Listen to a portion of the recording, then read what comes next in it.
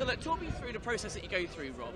When you have an idea and you turn that idea to something that you do on stage and it's funny. What's your process?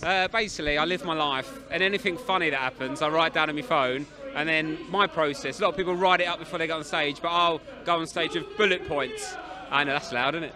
I know he's a director though; he can do what he wants. And then I'll get my idea on my phone, and I go on stage with bullet points, and then I just talk about it. So something funny made me laugh, I'll just retell it, and then it slowly builds into a routine, and then that gets put into a part of the show, and then I build around it. So it's very much from the ground up. I go on with nothing, and then hope for the best. But I think it gets the most out of it. It's adrenaline, isn't it, that makes you be funny, I think. True, and do you still have gigs where you completely die when you go on a new material? Not as bad as when I first started. You really get some awful deaths. Everyone, you always have rough gigs now and again. It's like anything. Everyone has a bad day at the office, but thankfully they're not as bad as when I first started. Why? What was your worst gig? Well, it's just that when you first start and you die, you think you're not funny. Yeah. But now, when I've gone long enough to know that if I die at a gig, it just wasn't right. I know I've got good stuff, but for whatever reason it didn't work. But at the beginning, you just get on there and you die and you think, I am not funny. I am the least funny person in the world. Yeah. But over years, you sort of get a bit more confident and go, well, it didn't work tonight, but there's a lot of factors involved rather than just me.